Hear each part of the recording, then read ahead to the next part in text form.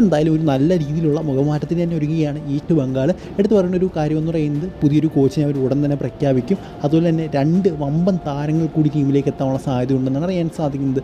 So അതാരൊക്കെയാണ്, ആരാണ് ആ ഒരു പുതിയ കോച്ച് എന്നതിലേക്ക് പോകുന്നതിന് മുമ്പ് നിങ്ങൾ ആദ്യമായിട്ടാണ് ഈ ചാനൽ തീർച്ചയായിട്ടും ലൈക്ക് ചെയ്യുക. നിങ്ങൾ ലൈക്ക് എന്ന് പറയുന്നത് ഭയങ്കര ഇമ്പോർട്ടൻ്റ് ആണ്. 100 ലൈക്കിൻ്റെ ടാർഗറ്റ്. എല്ലാവരും അതിലേക്ക് എത്തിക്കുമെന്ന് വിചാരിക്കുന്നു. അത് 2 സെക്കൻഡ് സമയം മാത്രം മതി ആ ഒരു ലൈക്ക് ചെയ്യാൻ.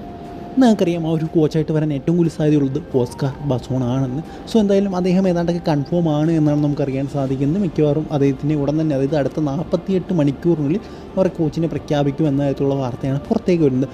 അതുമാത്രമല്ല, വളരെ പെട്ടെന്ന് തന്നെ റോബിൻസൺ റൊബീനിയോ അതുപോലെ തന്നെ മിഗ്വേൽ ഫെരേര തുടങ്ങിയ താരങ്ങളെ, അതായത് വസുന്ധര കിങ്സ് താരങ്ങളെ ഈസ്റ്റ് ബംഗാളിലേക്ക് എത്തിക്കും എന്ന തരത്തിലുള്ള വാർത്തയും പുറത്തേക്ക് വരുന്നുണ്ട്. സോ അങ്ങനെയാണെങ്കിൽ അത് വേറെ ലെവലായിരിക്കും എന്ന് തന്നെയാണ് എനിക്ക് തോന്നുന്നത്.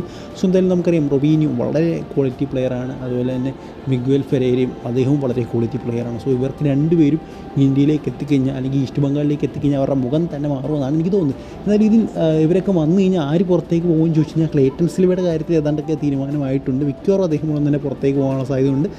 കുറഞ്ഞത് അദ്ദേഹം ഒരു ജനുവരി ട്രാൻസ്ഫർ വിൻഡോ വരെ ഇവിടെ നിൽക്കാനുള്ള സാധ്യതയുള്ളൂ.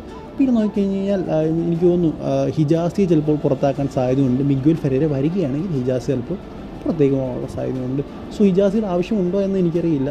അവർക്ക് അൻവർ അലി ഉണ്ട്, ഹെക്ടർ യുസ്തയുണ്ട്, പിന്നെ ചുങ്കയുണ്ട്. സോ അവർക്ക് വേണമെങ്കിൽ ഒന്ന് ഇതാക്കാവുന്നേ ഉള്ളൂ, ഹിജാസിയെ മാറ്റി മിഗ്വേൽ. അതിനെക്കാട്ടി കുറച്ചുകൂടെ നല്ല ഓപ്ഷനായിരിക്കും. സെൻറ്റർ ബാക്ക് അദ്ദേഹം അത്ര നല്ല റോളൊന്നും ചെയ്യുന്നില്ല. പിന്നെ എന്തിനാണ് അദ്ദേഹത്തെ അവിടെ വെച്ചുകൊണ്ടിരിക്കുന്നത് എനിക്കറിയില്ല. സോ എന്തായാലും ഈ ഒരു വീഡിയോ നിങ്ങൾക്ക് ഇഷ്ടപ്പെടുത്തിച്ചാൽ ലൈക്ക് ചെയ്യുക. അടുത്ത വീഡിയോ കാണുന്നവരെ ഗുഡ് ബൈ.